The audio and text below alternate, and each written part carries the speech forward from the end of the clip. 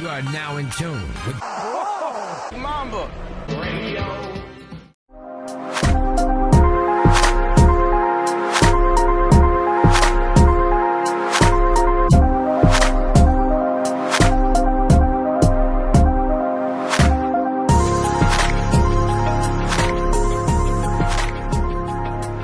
Alright, what up, everybody? Thank you for tuning into Mamba Radio. For those there who don't know, my name is Jackson, and happy Tuesday to everybody out there. Hopefully, you guys all enjoyed your weekend.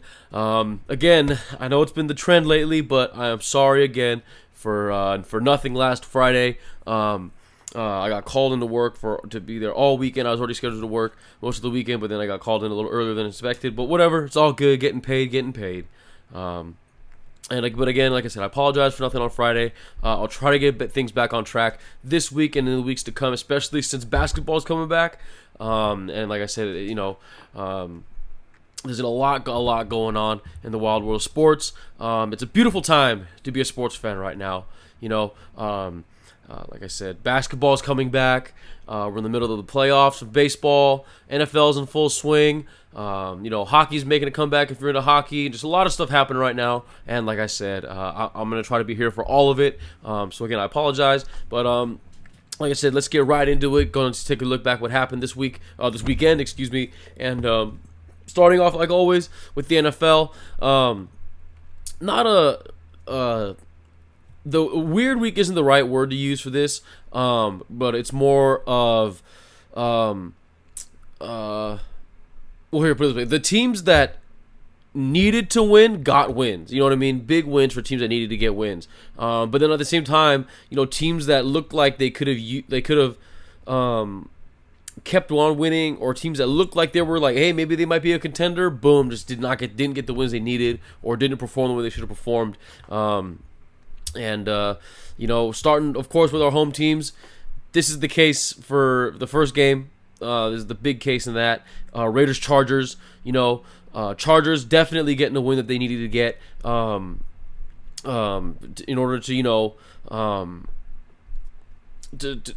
prove that they're as good as everyone says they were, or as everyone's been saying that they are. They haven't really been showing it in the beginning part of the season, playing down to a little competition, not being as productive as people thought that they would be. But this week they definitely took it to the Raiders. They were able to throw all over them, run all over them. Phillip Rivers sneakily having a pretty damn good season. I saw someone post his stats on Twitter, and I was like, damn, he's actually playing very well, averaging over 300 yards a game, averaging 2 touchdowns a game. I think his passer rating is around 70, maybe a little bit above it, just stuff like that, where it's damn, that's pretty good numbers. But again, it's just considering that the team itself hasn't been playing well, this is a great win for them. And like I said, they just showed that they can take care of business against teams that they should beat, especially since they hadn't done that in the first half of the season, or the first part of the season so far. But on the flip side, like I said, a perfect example of a team that needed to win in order to kind of show that they can contend and stuff, and just didn't get one, especially after a good win for the Raiders last week. Not necessarily in execution, but just overall in principle. First win of the season, overtime, tough win, all that stuff. But we just got the same old shit from the Raiders, man. Same old shit. Just really, really bad defense. Poor discipline. Still, only consistent thing about the Raiders is that they've been one of the most penalized teams. And then just a lot of them at dumb times. Just most importantly, not importantly, but most notably the Bruce Irvin penalty, where he just, for no fucking reason, just pushed Phillip Rivers on that Hail Mary attempt at the end of the first half. Now, it didn't really hurt them. It didn't really matter anyway if the kicker made the field goal or not. But just like I said, just an overall lack of discipline, and just a stupid play for poor discipline. And on top of that, there's the Martavis Bryant fumble. It's you're in the open field like that, you gotta hold on to the rock. You gotta know someone's gonna chase you down, how to pop that thing out, and he just was just lazy with it. Just stuff like that should not happen at this level. And then on top of that, again, and that was on the offensive side of things, just a lack of touchdowns. on the offensive side of things, and they only scored one, and the only reason they got that one in the fourth quarter was because of a busted coverage that they recognized, or that Derek Carr recognized,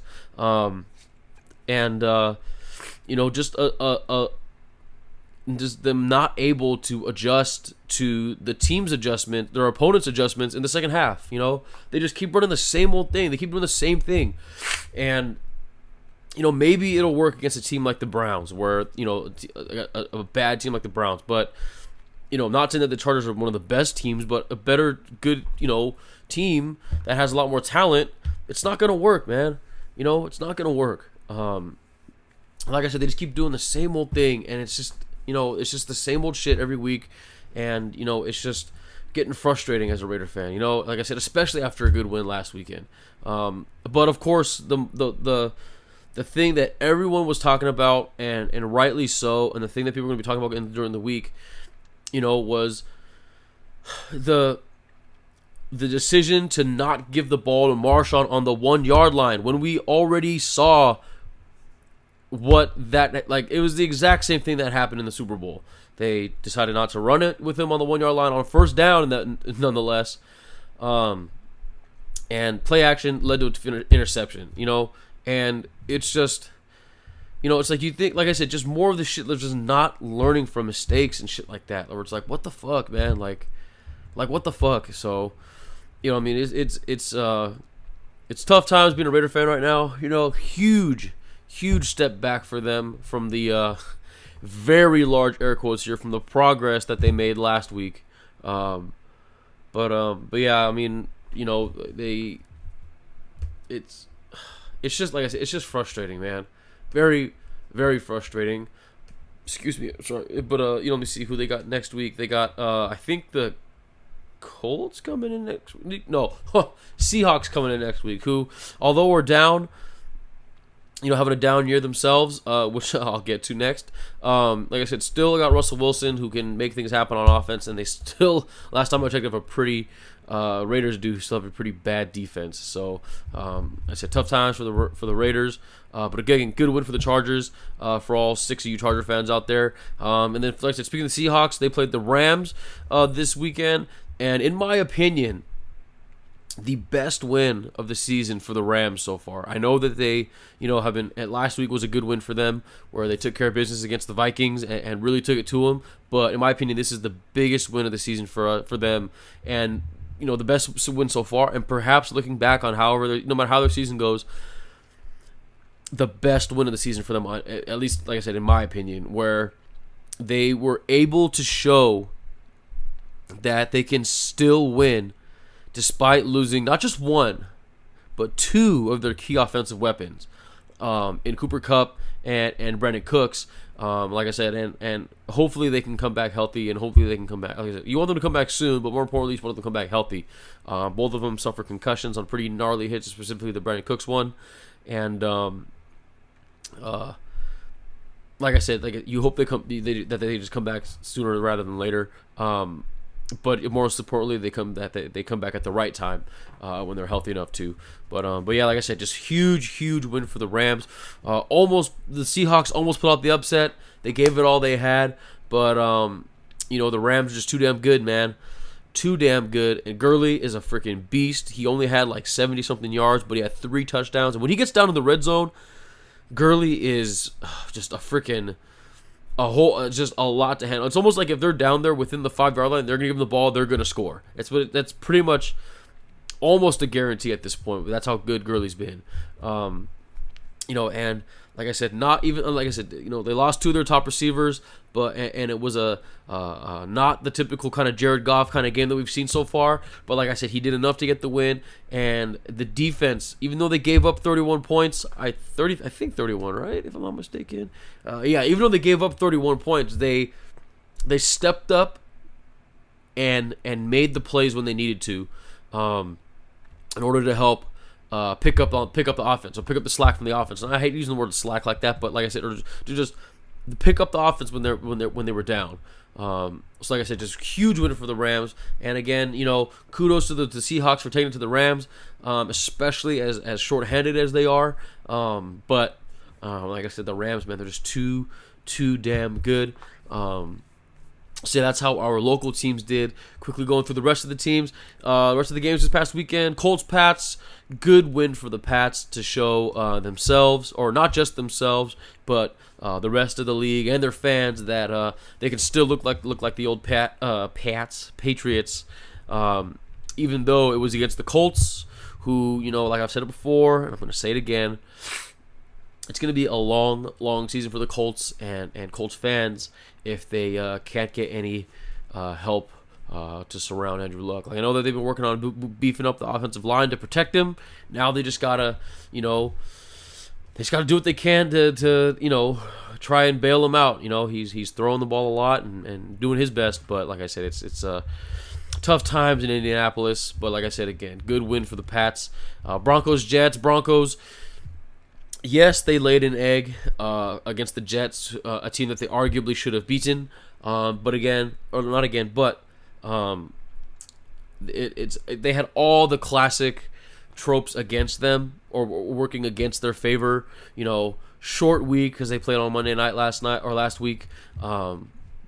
Short week against one of the best teams in the NFL, so they had to prepare for that a lot. Then on top of that, they're going from West Coast to East Coast, and like I said, just a lot of factors that play working against them. But with the Jets, cool your Jets fans. The Jets are not back. Sam Darnold is not back. He's looking better. Started hot. Slumped a little bit, but it's a typical rookie season. He's playing like a typical rookie. They're gonna have their ups and downs, and like I said, they just happen to catch the Broncos at the wrong time. The Jets are still gonna be the Jets, and like I said, but we'll let the Jets fans have this one. And like I said, it was a good win for them. They needed it, even though it probably won't affect the overall outcome of the AFC East standings.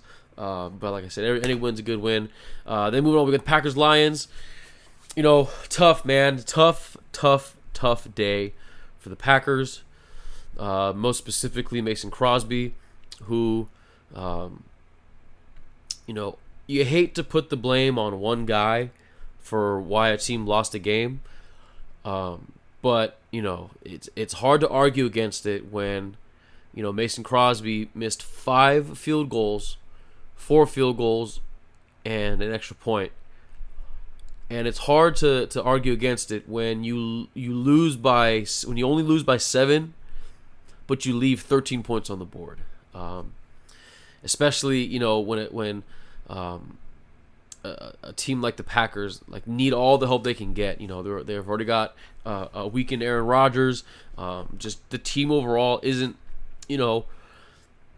as good as they've been in the past, and and especially for a guy like Mason Crosby, who's been so good for so long and has always been there and always been the guy that they can lean on. At least it's like when things are going bad, it's like at least we got Mason Crosby. But tough for them, tough loss for the Pack, tough divisional loss for them. But on the flip side, a good divisional win for the Lions. Even they got lucky on this one. Honestly, they played well. They did play well, a lot better than they've played in the last couple of weeks. But again, they can thank their lucky stars that Mason Crosby decided to have possibly the worst game of his career. But nonetheless, they got a big win in the division. So like I said, that was that. And then the Giants Panthers, sneakily a pretty good game. You see the Panthers Giants and you think it might just be kind of a vanilla black kind of game, but like I said, sneakily good game. Good win for the Panthers to keep themselves in NFC South contention, which again looks like the toughest division overall. So like I said, good for them. Good win for them. Cam Newton played very well. Did good enough, helped my fantasy team out, and so did Christian McCaffrey, who's also having himself a pretty good breakout season. Usually, most guys suffer sophomore slump. He's actually looking pretty damn good himself. But with the Giants, man, quick question: is OBJ the Giants' best quarterback? Oh man, because other than that really nice play from OBJ to Saquon Barkley on the receiver jet sweep that ended up being a throwback. Other than that, it was not too great of a game for the Giants. And like I said, the Giants are really, really close to like disaster territory with everything that's going on with them. You know, they it's not just stuff that's happening on the field. You know, with their pretty lame offense, considering, like I keep saying it, that they should be much better considering the talent they have, but like I said, it's just this lame, not good offense with just as equally as bad defense, plus this growing frustration, not just from the fan base and the New York media and stuff, but from within. You know, we've seen OBJ is very outspoken. He's like, come on, man. He's like, can we not throw the ball more than 20 yards downfield? You know, because although yes, the quick slant to OBJ letting him take off works, but everyone knows it's coming, man. And I feel his pain. You know, they got to be able to switch it up a little bit and see if they can mix looks up a little bit and try to just catch teams off guard. But maybe, like I said, maybe they just don't have the talent right now because, you know, Eli is very washed up, it looks like. But I don't know, man. Like I said, Giants are really close to disaster territory, and like I said, they better figure things out sooner rather than later. Last few games here, or actually a little bit more last, coming up on the latter half of the games. Bills-Titans. Titans needed to win this game, man. This is one of those games I was talking about where the team that was looking to be a contender just you know, went and really just duck farted themselves. And like I said, they needed to win this game in order to cement themselves as contenders in the AFC South with the Jags, especially since they've had pretty good wins the last couple weeks. But like I said, they just came out and couldn't execute, couldn't get it done. Good win for the Bills. Like I said, it's just. I mean, what else can you say about the Bills? You know, it's not going to affect them overall. It'll affect maybe their confidence going forward, but it won't really affect them in the standings at all. But again, Titans had to win this game, and like I said, really, really bad loss for them. But on the flip side of things, big win for the Steelers in the next game between the Steelers and the Falcons. Big win for the Steelers. Needed this win in order to get the what's wrong with the Steelers stink off of them, and to get, you know, all the talking heads, you know, throwing stuff around about, you know, Mike Tomlin and Antonio Brown and is Big Ben finally done? They need, what about Le'Veon Bell and all that stuff, you know, so they can get that stink off them for at least one more week. And like I said, it was a nice little fantasy day for Antonio Brown for both my teams, so thank you for that. But with the Falcons, man, it just tough loss for them. You got to feel for them because it feels like these injuries that they've had on defense to arguably their two best defensive players, it just might be too big of a hurdle to overcome, or too much big of an obstacle to overcome. So that's why you feel bad for them on that end, especially, you know, because the offense has actually been looking pretty good. You know, Matt Ryan's really stepped his game up this year, looking for and finding getting everybody involved. Not just Julio Jones, who's a freaking beast, but he's getting Mohamed Sanu looking good. They got that new other guy. I can't remember the other guy. It's their third guy or whatever. He's getting active. They're getting the running backs really going. And like I said, you just got to feel for them. Just because that defense is really struggling. But like I said, that's what happens when you lose two of your best players. You know, things don't get easier. But sticking with the AFC North, Ravens and Browns. And the Browns, man, they might set a record. They might set a record for the most games that go to overtime in a season. I don't know what the record is. Maybe we could check out Elias Sports Bureau or something and figure that out. But the Browns, man, they just look like they're going to set the record for the most overtime games. But hey, listen, whatever it takes for them to get the win, they'll take it, especially considering that they are the Browns. But a great win for them at home. First one for them in like 2 years almost or something like that, which is pretty freaking nuts if you think about it. If you really step back and think about that, that is like legit crazy. But man, what a stinker for the Ravens, man. And again, just another one of those teams where if they want to contend or win the AFC North, like I said, especially because the AFC North is completely up for grabs this year. completely up for grabs this year. The Steelers are all over the place. The Browns are the Browns. They're not fully ready to take it yet. The Bengals are again the Bengals too. Like, there a lot of people are favoring the Ravens to win. And if they want to be able to contend and win the AFC North, they had to have won this game. A division game against the Browns. Like, seriously, they have to win this game. So big tough loss for them. And again, finally rounding out the AFC North, the Dolphins and the Bengals. The win that they needed to have. And at this point in the season, the Bengals are looking like they're going to be the AFC North favorites. Despite the fact that they lost Tyler Eifert last week, their offense still looks pretty good. And it looks like it's matured, and they've had the right amount of seasons underneath them so far to be able to come together like the way that they thought that they could be. So like I said, they are definitely looking like the favorite to the AFC North, and the Dolphins are definitely looking more like the Dolphins we thought we were going to get in the beginning of the season. Even though they they got off to a hot start of the season. But the Dolphins, they are again still the Dolphins who lost a lot of talented players this offseason, and like I said, this is the result of that. So, like I said, good win for the Bengals. Next we got the Jags and the Chiefs. Chiefs, man, similar to the Rams, where they've gotten two solid wins in a row against the Chiefs, man, and Patrick Mahomes and the Chiefs just took it to arguably the two best defenses in the AFC in back-to-back weeks, in the Jags this week and the Broncos last week, and they came out on top, man, and they just took it to them. They really took it to them. Like I said, it wasn't. And they weren't the prettiest of games on offense, like I said, like what we've seen from these Chiefs in the first part of the season. But like I said, they just did enough, and they are talented, so talented, that they don't have to come out and set the world on fire like they were in the beginning of the season to be able to get wins. And like I said, the Chiefs just did very well. Good win for them, and especially in bad conditions as it was out there in KC on Sunday.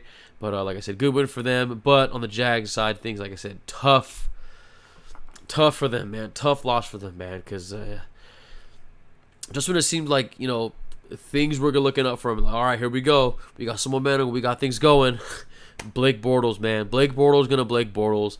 And he made the Chiefs' defense look like the '85 Bears. But like I said, that's what happened when you got Blake Bortles. You got that's what's gonna happen. You're gonna get these kind of games from him sometimes, and this was the worst possible game to have it happen. People thought that they were gonna take advantage of the Chiefs' weak defense, but that just wasn't the case. And again, huge, solid win for the Chiefs.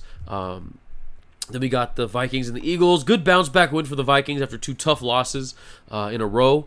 And like I said, that was just they needed this win. It was good on the road. And like I said, just a good solid win for them. And with the Eagles, like I said before, they're playing themselves back into team shape, especially specifically on the offensive side of things, especially after getting Carson Wentz back. But like I said, hopefully for their sake, it's sooner rather than later, because they're starting to run out of games here. But even though they're, like I said, playing themselves back into shape on the offensive side of things, their defense has not looked good at all. And it's just, I don't know what it is with them specifically. I don't know if the guys are hurt. I don't know what's going on. But like I said, they just have not looked good. And just as much as the offense has got to get it turned around sooner rather than later, the defense has to. They have to be better yesterday. They have to turn that shit around fast, because they were the reason why that they won the Super Bowl last season, and they were the reason. As much as Carson Wentz and the offense got all the, and Doug Peterson being an offensive coach got all the publicity last year, the defense is what was holding them down and keeping the scores low so that they could go out there and look like a dominating offense. So like I said, just the Eagles got a lot to figure out in a very short amount of time. So yeah, there was that. Cards Niners, someone had to win this one, and ended up being the Cardinals. Not really much to say here. Same thing with the Sunday night game. The Cowboys and the Texans, a freaking big stinker in the first coach fired bowl, where neither coach was going to be fired no matter what. But like I said, someone had to win this game also. Texans got the win, but despite the win, they are definitely not as good as everyone thought they would be. Maybe it's because Deshaun Watson is coming off the ACL. Maybe he needs a year to get everything, rolling again, to feel more comfortable again and stuff like that. But I don't know, man. They got to figure it out. They really got to figure it out. The defense looked better, but then again, that's what happens when you play the Cowboys, who are just so blah overall that it's not even funny. And the worst thing about the Cowboys, in my opinion at least, the worst thing about them is that they're not just bad, but they're just so boring. Like, they're just so boring. And that is so much worse, especially considering they're the Cowboys, who are America's team, and they're just so, that combination of just being bad and boring is just, I feel for the Cowboys fans, man. It's gonna be a long season. This sucks. It really sucks for them. And then the last game of the night, or the last game of the weekend, rounding things out for football here. Redskins and the Saints, a very one-sided affair all game long. But did you see it going any other way? Saints took care of business, whooped on the Redskins in New Orleans, and of course, even though there was a game that happened. Biggest thing here, probably the biggest thing all weekend, was that Drew Brees passed Peyton Manning as the all-time passing yards leader.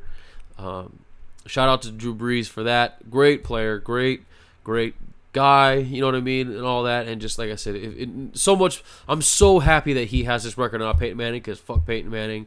And so, like I said, so happy that Drew Brees has this record, and couldn't have gone to a better guy. And not only did he break the passing yards record, he is well on his way to shattering this record, and he is also well on his way to entering the 500 touchdown club. So, like I said, shouts to Drew Brees. And like I said, he is going to, this might be his last season. I don't know. But like I said, at least if it is, at least he was able to go out just cementing his name in those record books. So again, hats off to you, Drew Brees. Great win, and like I said, great moment for the team, great moment for him, and a great win overall. So that wraps things up for the pigskin, the NFL.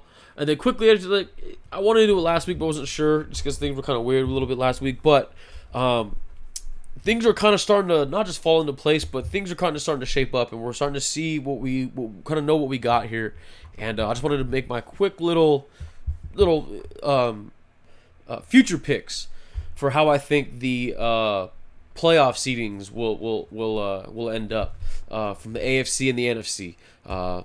Starting in the NFC,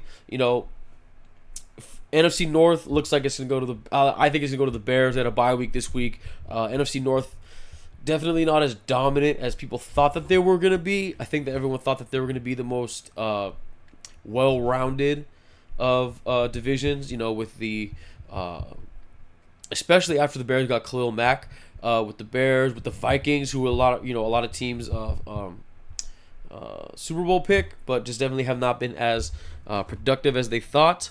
But yeah, so I think the Bears are gonna take the North. The South is gonna be the Saints. It's gonna be close between them. They are the toughest division in football. With the Saints, the Panthers, between the Saints, Panthers, and the Falcons, who again are struggling, but like I said, they're gonna make you bring it every week with how good their offense is. But I think that the Saints are gonna be able to take the NFC South. NFC West, very, very easy call here. The Rams, they're just gonna run away with this one and possibly all the way to the Super Bowl. That's my pick for the NFC. The Super Bowl is the Rams. NFC East, on the other hand, they are so bad. I don't think anyone in the NFC East has a winning record at this point, which is not good. But if you put a gun to my head and made me pick, I'm going with the Eagles with a gigantic question mark next to them. Just like I said, I don't know.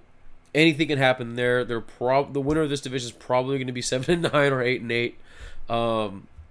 It's not going to be pretty.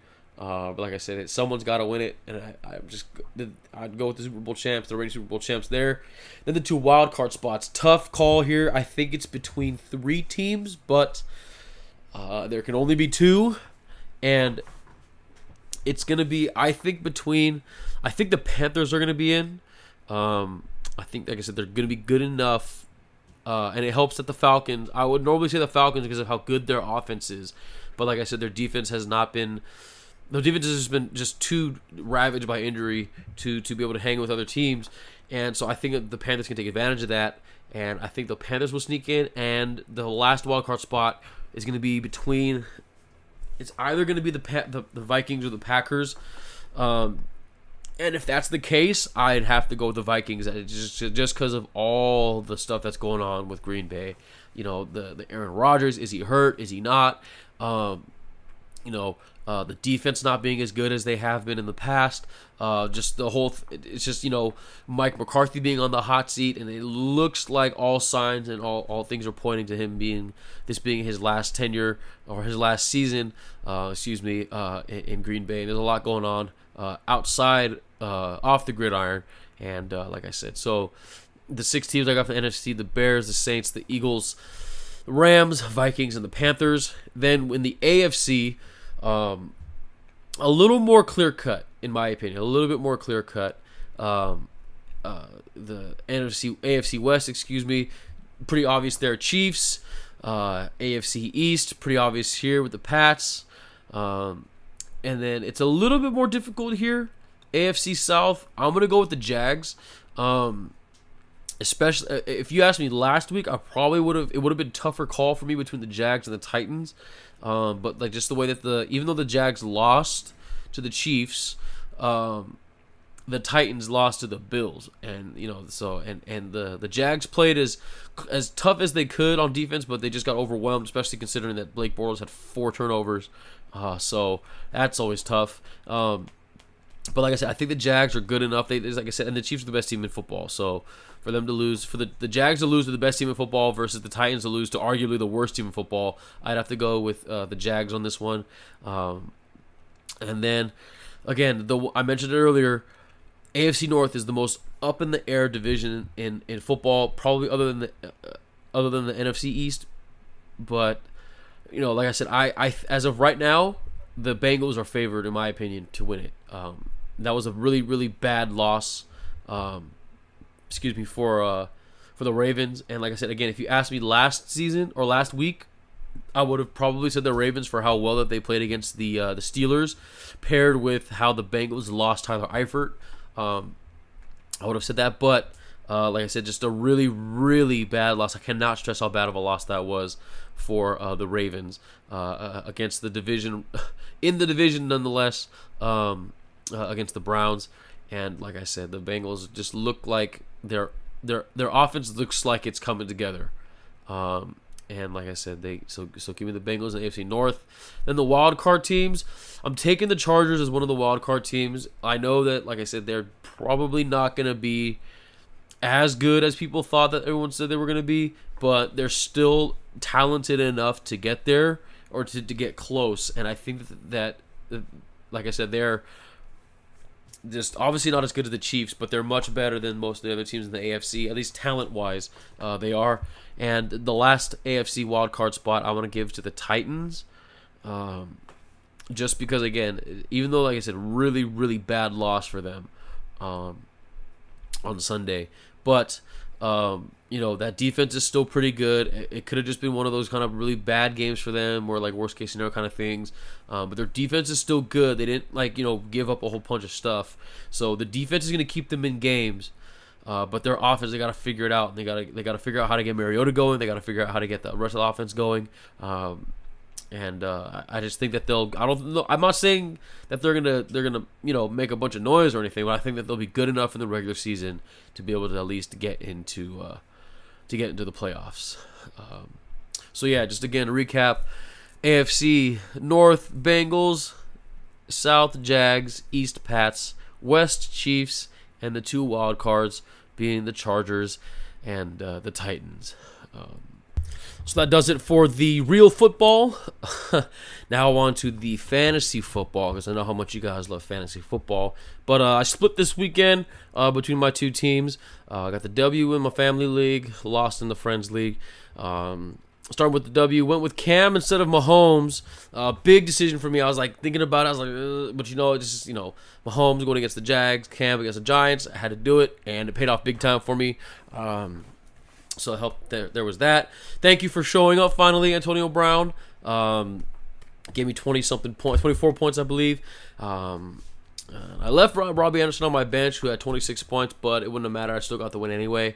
And also, special shout out to Austin Eckler, backup running back on the Chargers, who's been my sleeper pick for the season so far. And I don't mean to toot my own horn here, but I may not always win my fantasy leagues and stuff, but I always feel like I picked the right sleeper guy. And I've been doing that for like the last while now. Like I said, I'm glad I found this year's in Austin Eckler, who's been giving me double-digit points for the last couple weeks now consistently. So shout out to Eckler. But it wasn't enough for a win in my friends league. Losing Brandon Cooks sucked for my fantasy team, but ultimately it's just a fantasy team, whatever. Hopefully he can come back healthy enough and make up for it in the future. And this is where it affected. This is where leaving Robbie Anderson on my bench affected me. Not sure it would have mattered. He gave me 26 points and I lost by less than just under 30, so I don't think it would have mattered. Because if I had made some other choices too, like I left whether I played someone else or whatever kind of thing, I don't think it would have mattered. But like I said, it's still a tough loss. Completely opposite ends of the spectrum as far as both leagues go. I am in ninth place in the fantasy league with my friends with a record of 1-4, but I'm in tied for fourth or something in my in Paul's players in my family league at 4-1. So. Like I said, it's not still early, but there's still time for things to change. So like I said, I just gotta keep my nose in the grindstone and try to figure it out, hit in the waiver wire.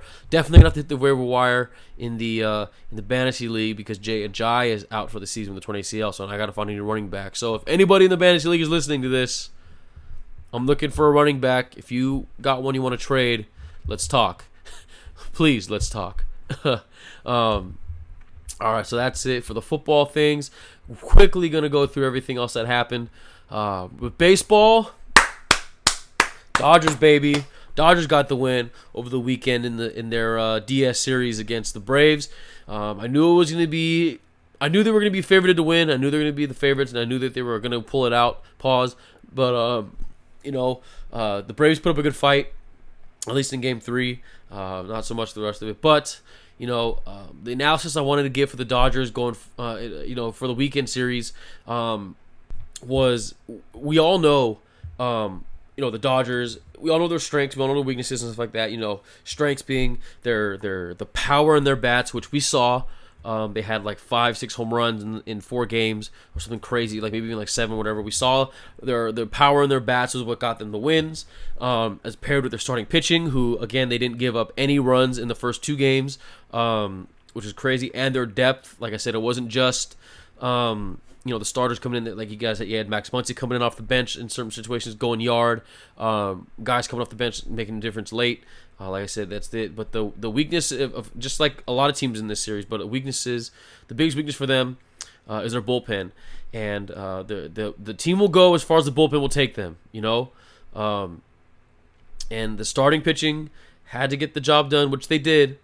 And the Dodgers are gonna have to put up runs early, at least, or put up runs in general, at least 3 more, which they did, in order to take the pressure off the bullpen, so they don't have to.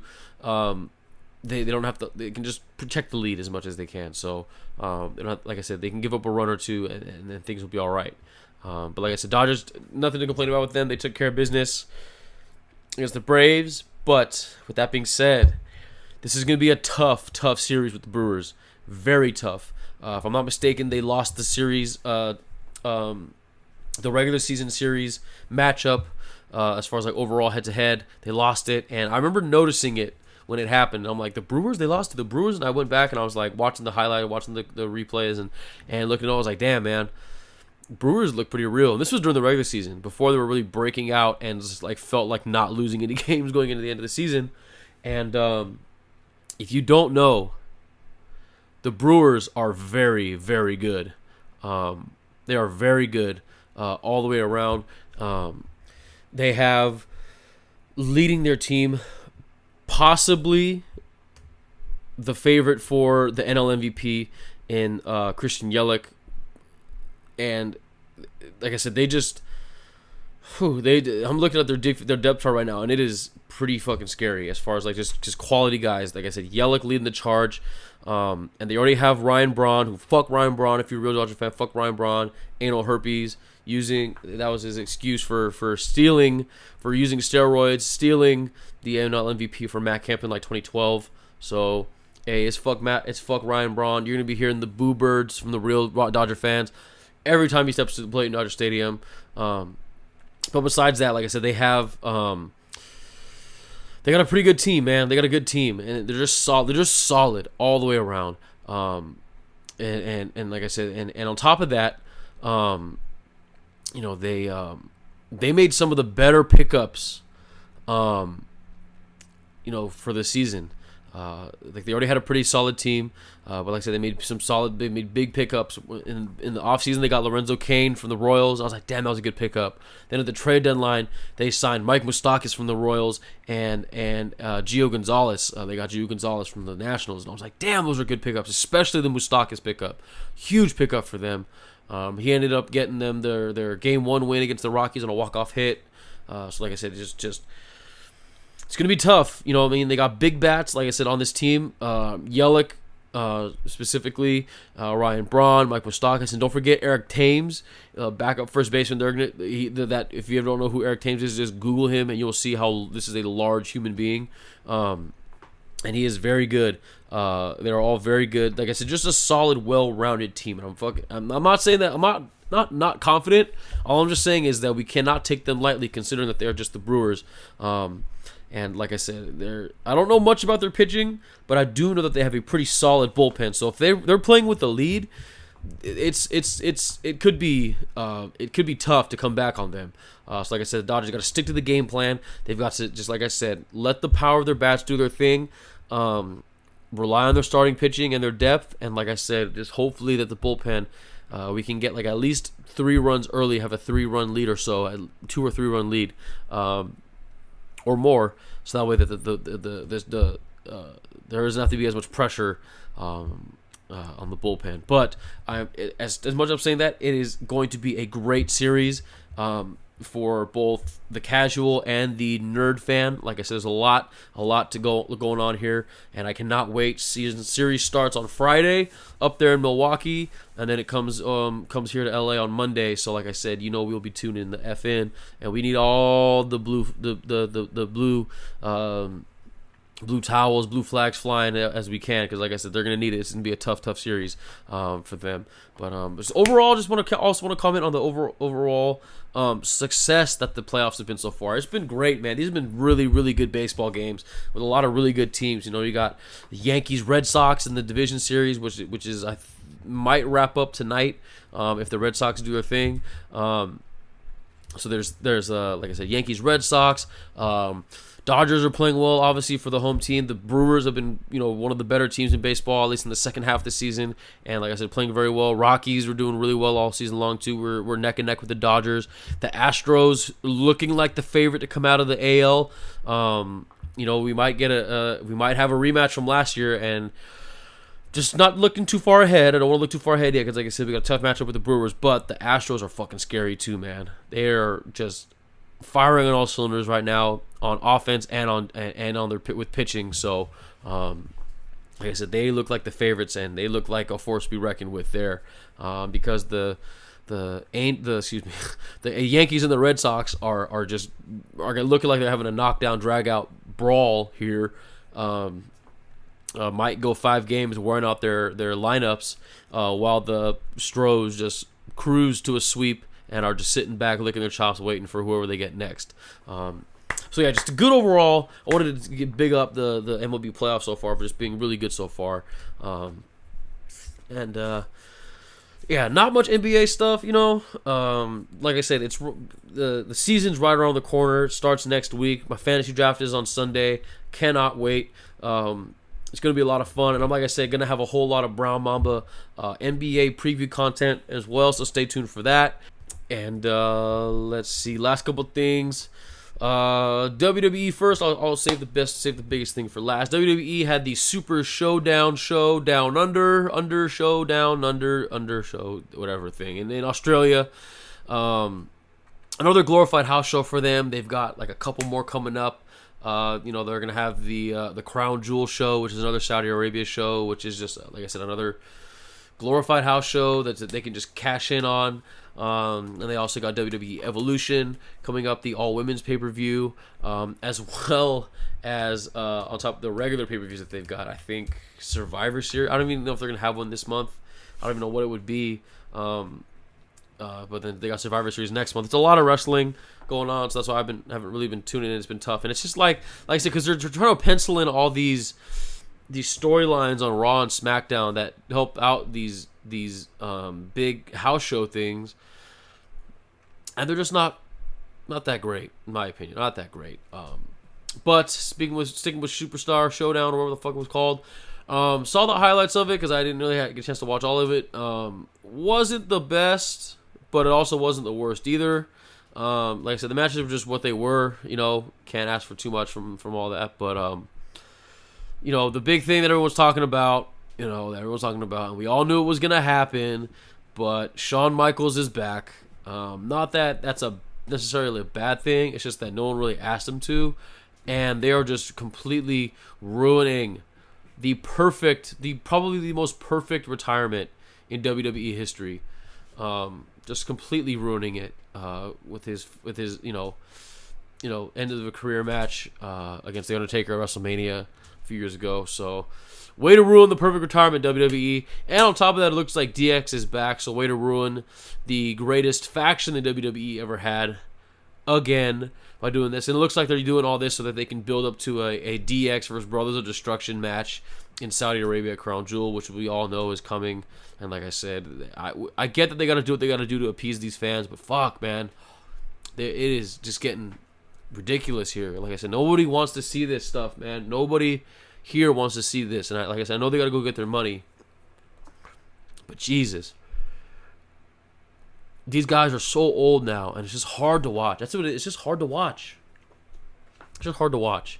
So like I said, I haven't been as tuned in as I have been, but once WrestleMania season starts coming around the corner, I'll be tuned all the way back in again. So, but yeah, then like I said, saving the best for last, the biggest thing from this past weekend, the one that had everybody talking. So I'll save a lot of the spiel and all that stuff from it, since like I said, everyone already knows. The Khabib and Conor McGregor fight that happened on Saturday, which was a fucking beatdown. Conor McGregor got his ass fucking beat by Khabib, where real MMA fans know that Khabib was going to beat his ass from the get-go. And that's what happened. The fight itself was great. Like I said, Khabib just owned the entire fight, dominated on the ground, dominated the stand-up, tagged McGregor, put him on his ass, and like I said, made him tap with that modified rear naked, where I think some people are calling it a fulcrum submission, or whatever they're calling it, the fulcrum choke or something like that, whatever. Because it's not necessarily a full-on rear naked where you cinch the arm under the chin and cut off the oxygen, but you're actually just taking it on there and then cranking his head back using the opposite elbow as a fulcrum, hence the name, and then just cranking his neck, which is what he did. So shouts to Khabib. But again, like the thing that everyone's talking about was the situation that happened after the fight, the melee that ensued. And, like I said, everyone's talked about it. Initially everyone thought this was a horrible thing that happened. Why did this happen? Why did he do that? Blah, blah, blah. But like I said, I can't just let that shit slip, because McGregor had that shit coming. It's just it can be summed up as talk shit, get hit. You know what I mean? McGregor and his camp the whole time were just talking a bunch of crazy ass shit in order to pump up the fight. You know what I mean? And a lot of people are trying, and you know, a lot of people are trying to just say like Khabib is that was horrible for the sport, which it was not, because that's UFC was trying to act. UFC and Dana White trying to act like it's you know, bad for the sport, bad for them, yada yada. It's like, shut the fuck up, man. Like they could not get enough of that, you know, because that's all people were talking. All they were talking about for the whole weekend was UFC, was the post fight thing, all that shit, and that's all they're talking about. And you know, and on top of that, you know, the UFC, you know, it's just they're so ass backwards, and I hate the way that they're handling the situation. It's so ass backwards because the whole time they were building the fight using all the promotional footage. The whole promo of this fight was built around McGregor when McGregor bum rushed Khabib on his bus and broke the window and tried to like break in and try to do all that shit, and then they're gonna try and act mad when Khabib does it. It's like, man, fuck off, fuck you, you know. So, like I said, McGregor deserved that shit. That's what happens when you talk shit about, you know, someone's fucking family, you know, and someone's religion, you know what I mean? And on top of that, fucking Khabib is Russian, so he don't fucking play around in the first place. And on top of that, you know, Khabib, he takes this shit seriously, you know? And he even mentioned, he's like, listen, I know that he's trying to promote the fight and do all this shit, you know, whatever, making a fucking clown school out of all this shit. He's like, but at the end of the day, there's a level of respect that these guys have for not just themselves, but for the sport itself. And he's just sick and tired of all the fucking antics that McGregor's been up to. And like I said, it's great promo and all that stuff for UFC and all that, you know, and it's good publicity for the casual fan. But you know, it's just like I said, it's just gotten much. And like I said, Khabib was the right guy to have and to put an end to it, put a stop to it. McGregor's asking for a rematch because he wants to get paid again, because he realizes that, oh shit, like there is so much money in this now, in this rematch, that I gotta get on it. And he'll sacrifice another L because he's probably gonna lose again. Khabib is just that much better of a fighter. But hey, listen, man, they're laughing all the way to the bank. So yeah, there's that. And the overall pay-per-view was actually great. The fight before that between Ferguson and Pettis was great. And then probably the biggest star to come out of the pay-per-view was the Black Beast, who not only had a big-ass knockout, but had the best, probably the best post-fight interview with Joe Rogan that we've ever seen. So shout out, like I said, overall success for UFC. So congrats, UFC. You guys are officially the new WWE. So congrats on that. And that's gonna do it for me. That's gonna do it for me today. Thank you for listening. Like always, I really appreciate it. And if you like what you heard, make sure that you guys subscribe wherever you listen to podcasts: SoundCloud, iTunes, Stitcher, TuneIn, YouTube. And big news, big news.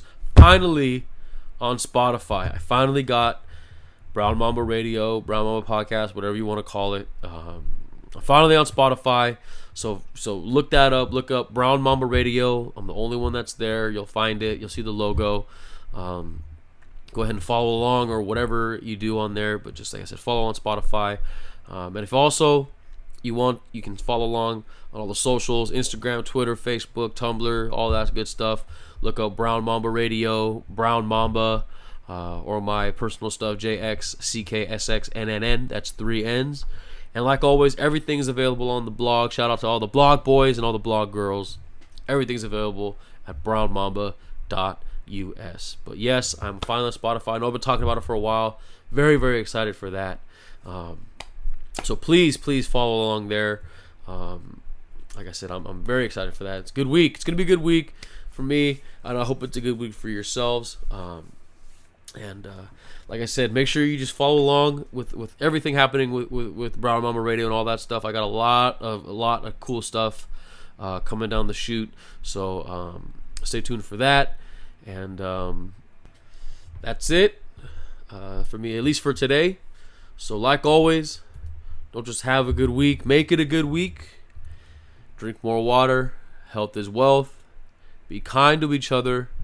It's easy to be nice. Don't forget to register to vote. And Don't forget to cheer on your Dodgers. And I'll catch you guys on the next one. Peace.